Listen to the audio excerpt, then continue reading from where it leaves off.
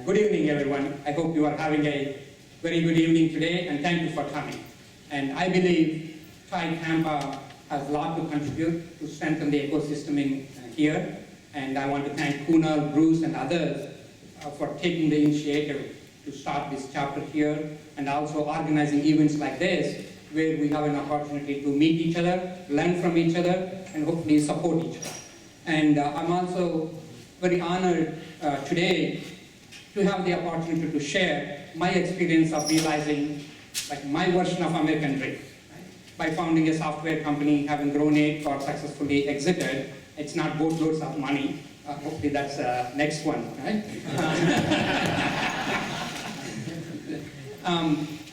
I'm sure all of you heard a lot of advice, read a lot of books on business, on entrepreneurship. And I think we all also understand, having lived it, is there is no single formula for success. Okay? I cannot come here and tell you whatever, probably the title is not the right one. I cannot tell you how to succeed in it, but I do want to share my experience. And I think Thomas Edison is the one that said, I think he probably was talking about entrepreneurship when he said genius is 1% inspiration, 99% perspiration. I think my family probably agrees with it because they think I've spent 99% of time at work. Anyway. First, I want to thank my wife and actually our kids, Meghna and Raju, for supporting me and living through it.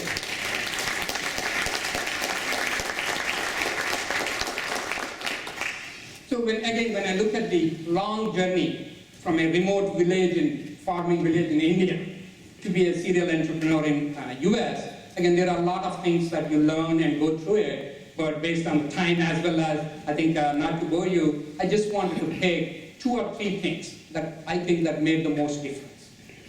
And also, I don't want to provide you like new advice or new ideas. I think you have a lot of that. What I want to kind of share today is, wanted to take those 2 or 3 key ideas and share with you how we have executed.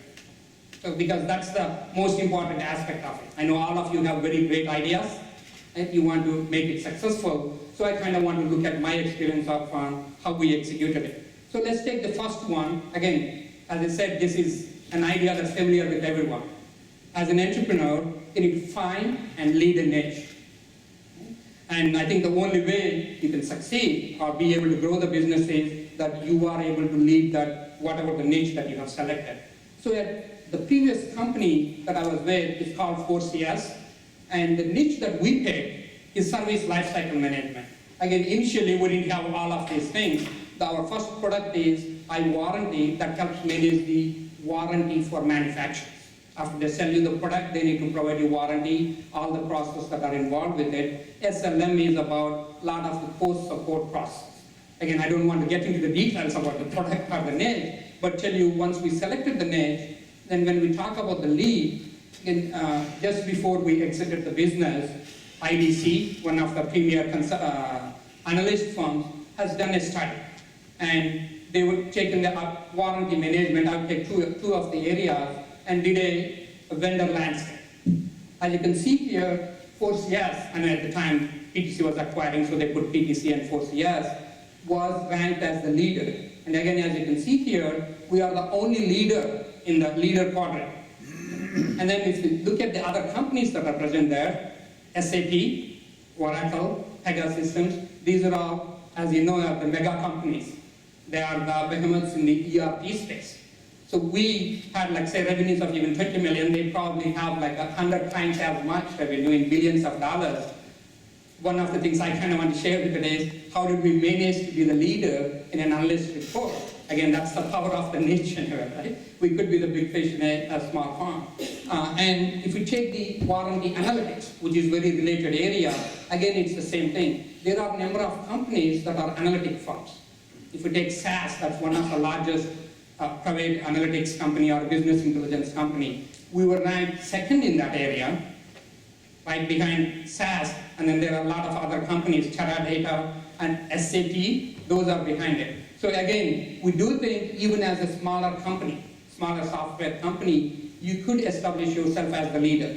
So how did we actually find that niche? Again, not going into the details, I want to use this as an example to say how we define it. First thing is warranty. Why would somebody want to get into warranty business? Right? A lot of you may think that's not that big of a deal. We get warranty on a product. When it fails, we go get it fixed and we are done with it. But obviously there are a lot of things behind the scenes that happens to manage the warranty.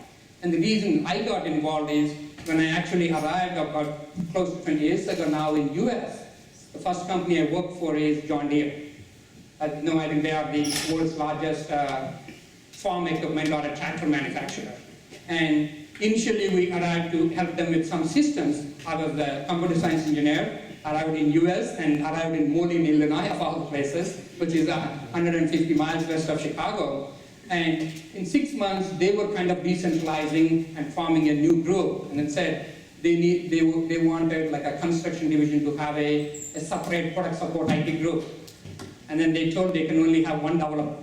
I was fortunate enough to say somebody that was working with me recommended, hopefully I probably done decent kind of job there, and then said, could he help you with it? So again, when we started on that, being probably initially for probably up to a year or so, I was the one-person IT department for that. But what that did is, got to learn the business a lot deeper. And again, part of, I think, as you go into the business side, whatever the area you are in, I think if you have an opportunity to get a lot more details of it, not at the surface of it. So I was directly interacting with the business people. So it's not just about the technology, it's how we apply the technology to the business side of it. Then in mid-90s, after I got my green card, which is when we all think of starting a new business, we looked at is the internet is being adopted by everyone in the business area. So what we were using is the older technologies. And also, when we looked at that niche, it's underserved. Not many companies were focusing on that. The ERP companies were fighting their battles in the ERP, CRM, those areas.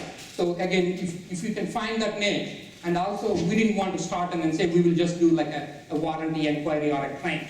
Part of our goal was, once we picked that niche, we wanted to get a lot more deeper. Said we are probably the first company that actually defined it as a warranty life cycle. It's not just about processing claims or handling warranty. That could be a way to improve the quality of the products.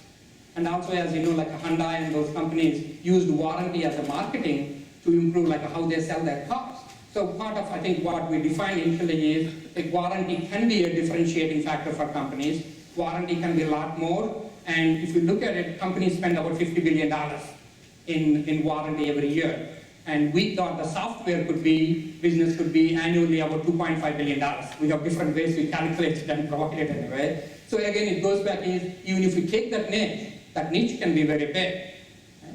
And check your area, and probably not many people talk about warranty with passion, but we could do that. So we picked a niche that we could dominate in.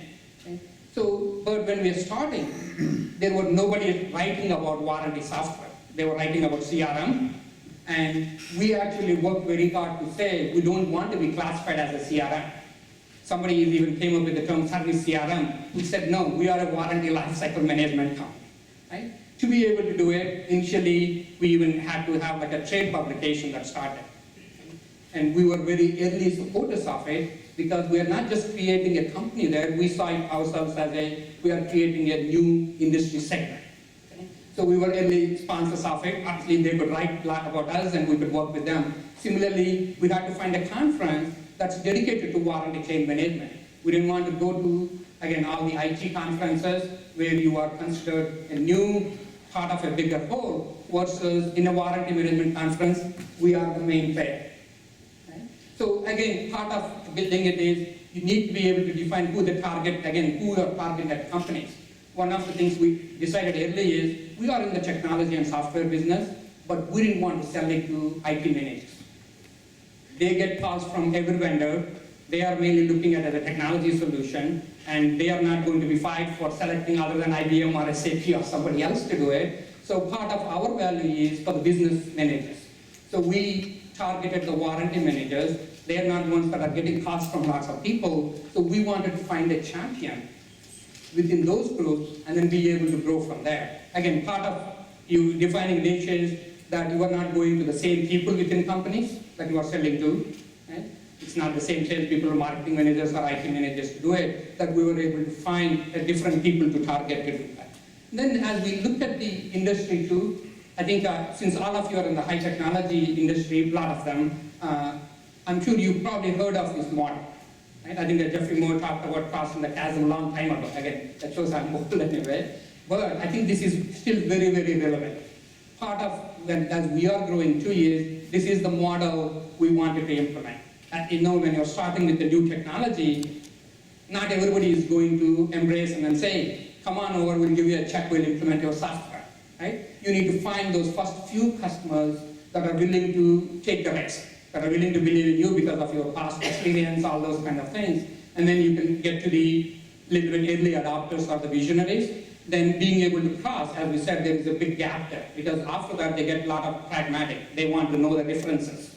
Right? Have you done it? Why should we take the risk with you and things like that? So again, part of, I think if you are going through it, either it is for industry, if it's a different adoption cycle, I want to make sure like we understand it.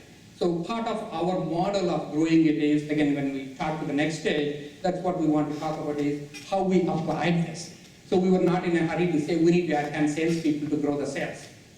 To get to the first visionary customers, we need to be able to talk at a CEO level, let's sell those first few customers to be able to grow later.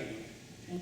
So, and other thing is, a lot of times when you're starting, who are the major competitors? Again, you will all see this. If you're introducing a new product, or new technology, there are always these competitors present. It's not about other competitors, which we'll talk about a little bit. First is status quo. People don't want to change. Right? They've been happy. Warranty has, for example, warranty has been managed for the last 100 years. So why should it be different now? Other thing is fear, uncertainty, and doubt that they don't trust you to do it, and then they may not get the budget for it because if they were implementing an SAP project, even though we weren't directly competing with them, all the resources in the IT group or all the budget probably will go towards that or something like that. So how do you get the budget priority? Similarly, a lot of times big companies say that's coming. If a company asks, how come you don't do warranty, we paid you $10 million for the software to do it, they will say that's in our next release. So part of what you are competing with it is, how do you convince them this is you can implement the software and benefit it today. So part of, again, what we go back is building that niche or leadership is realizing these are the things, how we can acquire customers one by one, being able to prove that you are the leader and you can deliver. So then we come to the next aspect of it. Once you found the niche, and then as we said, I think we have models to lead the niche, you cannot do it unless you acquire customers. Right? And then part of our model is, again, we all heard about it. We need to provide best customer service, we need to take care of the customer. That's all true, but actually what I'm talking about here is having a customer-centric business model. Let me talk to you what that means.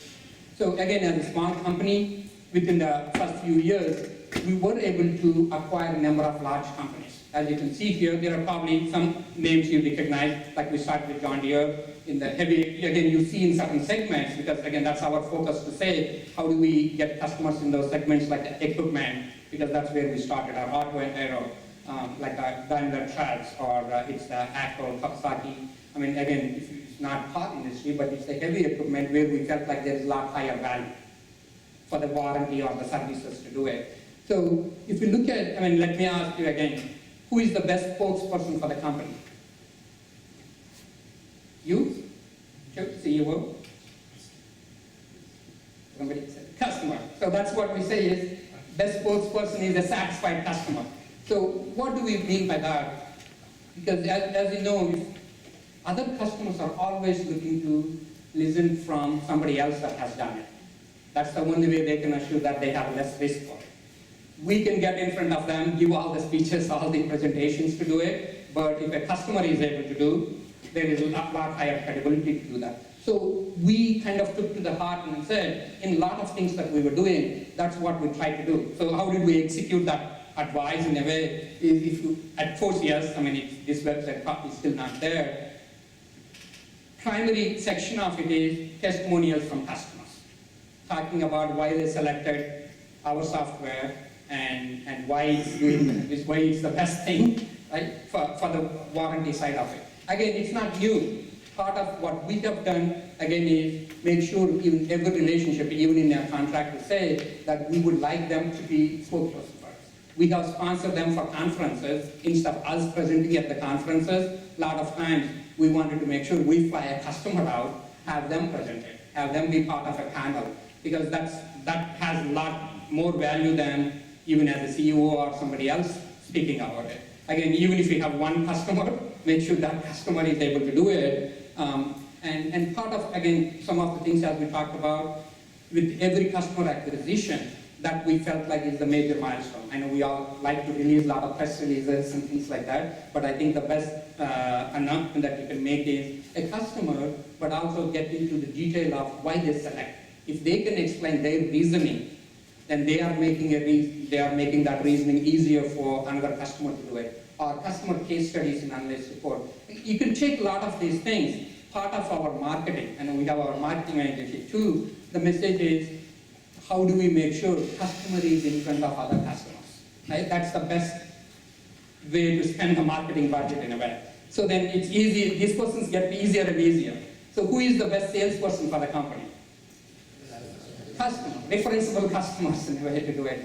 And again, if you give an example, one of the early on when we started warranty, again there is a competition. There was another company called Ento that was a competitor to us.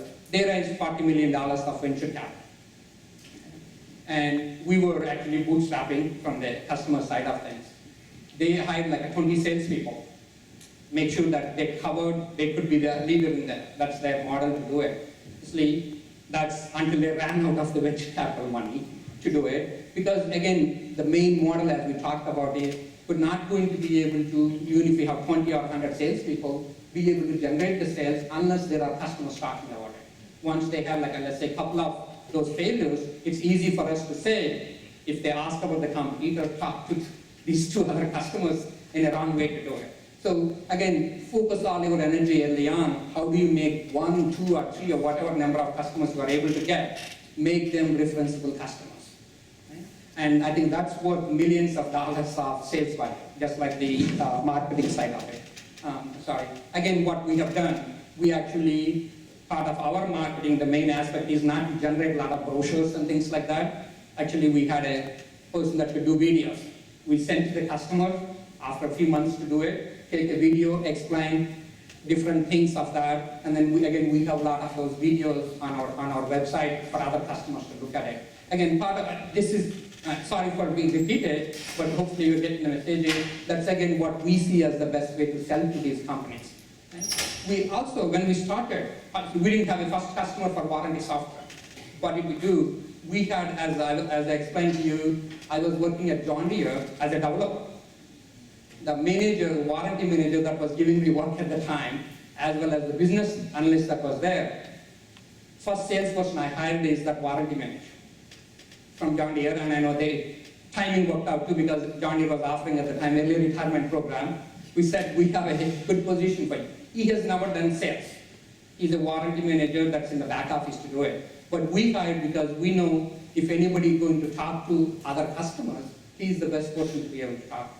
And the next customer we got, we basically set up a couple of hours of session with these warranty managers to say, how do we help them improve their warranty?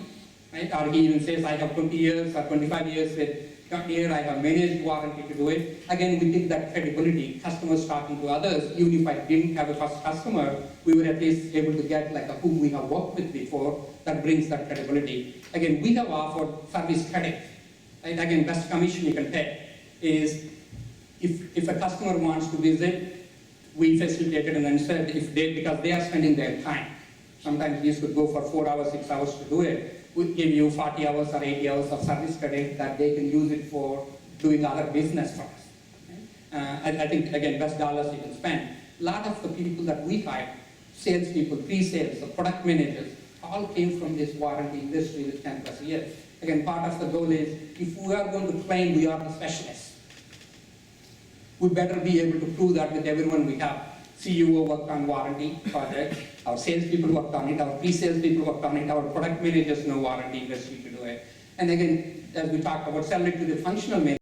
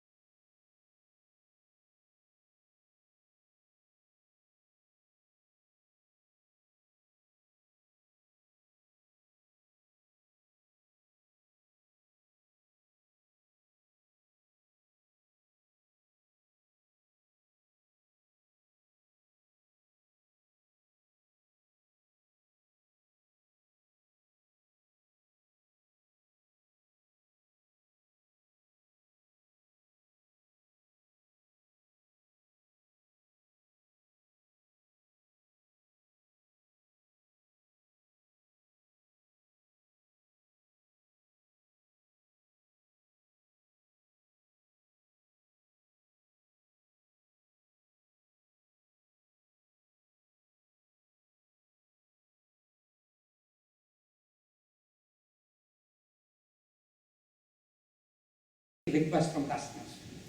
Right? We worked with the Kawasaki. They used warranty, but they said we also have a problem in parts. And we said, I know we were already handling some of the parts as part of the warranty, so we could provide you the right parts, but we will do the development. Again, part of where we did is not only the other services and other license fees that funded for it, but we also need to find a cost-effective way of developing. We used outdoor or various mechanisms of service people to do it, but we didn't want to go and develop other products unless they were actually a paying customer to it. And I think it sounds difficult to do it, but I think it can be done. We have done it. That's why I wanted to share on that execution side of things. Okay? Then the last one, as we talked about, if you have a right niche, if you are able to get the customers, it doesn't mean all things go well. And so this one I want to more keep it generic to say, we did face a lot of problems. Right?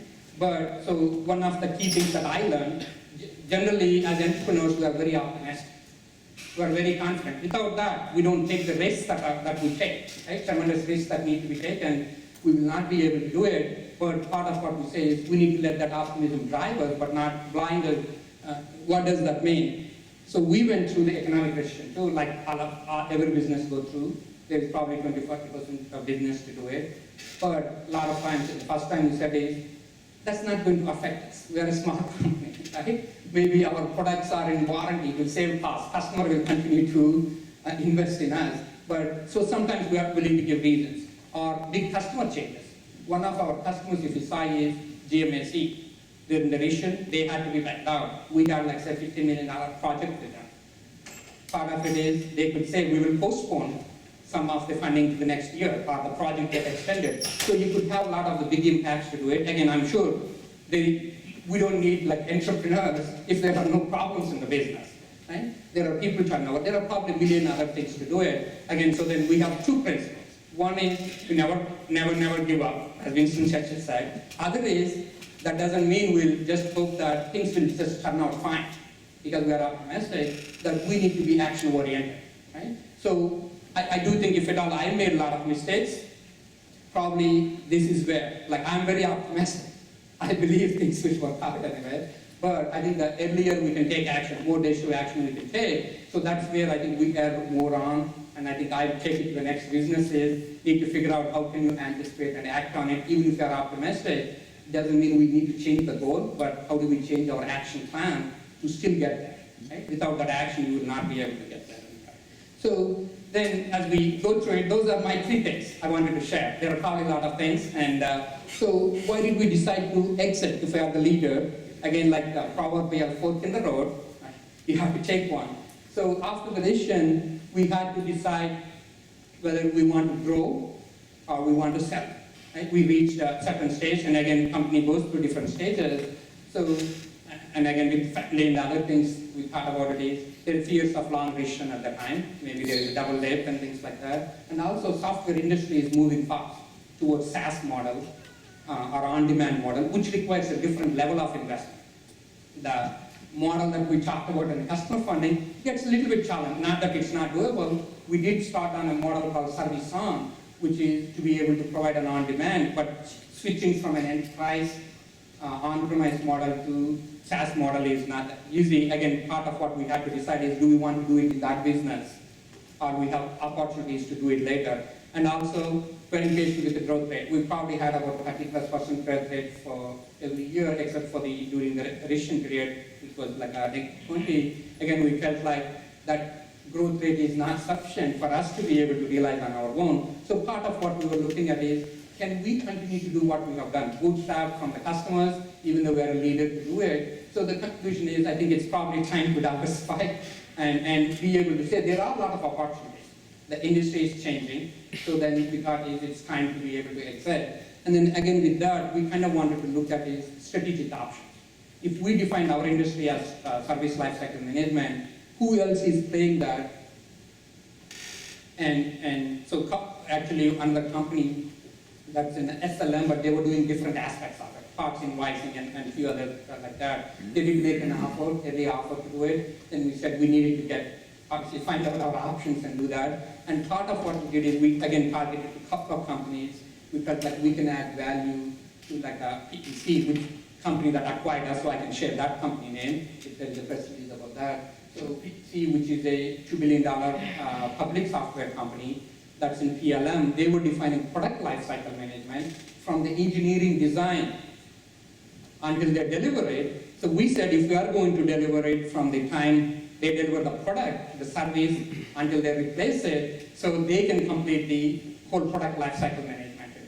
So again, I think they had that vision too. So it was a good fit, and we felt like it's the right opportunity to exit. And out of the two, we selected it because if we couldn't build a $1 billion company, we thought we would join one. And also that has enough customer base where we felt like our product can be adopted by a lot more customers. So that's what we did in an exit side. Again, more important there is the strategic fit, whether the customers believe these are the two products, right, that have a synergy to do that. So again, moving too quickly, after the exit, around the same time, my son, his favorite movie is The Social Network. Right? And one of his favorite quotes is Sean Parker saying to them, $1 million isn't coal. You know what is coal? Rajiv? $1 billion. So we said no, I just take it. That aside, then we realized after spending a few months with this new $1 billion company, realized, hey, that's not what we are meant to be, right? So it's time to do something new. So on the day Facebook went public, then using that analogy of May 18, decided to launch a new company that we wanted to, again, look at the same way. What are the technologies that are currently trending? Whether it's mobile and social, and also some of the things we didn't complete before. So again, we feel like there is an incomplete vision. How can we take it to the end customers? Before we were doing in the back-end processing. Now, more of the power is shifting to consumers. They want to manage their products. They want to manage their choices. They have a lot more computing power in their hand than they ever did. So part of what we did is how do we build onto what we call like m-ize, is basically to connect the consumers to the brands and to be able to manage all the products you want.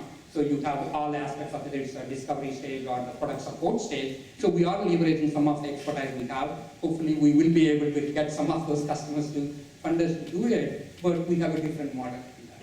Again, I don't mean to get into a lot of details, but that's the transition we made from what we did at 4CS to m-ize. And I'll be happy to, I think probably we're running a little bit later on time, so if you have any couple of questions, I'd be happy to answer.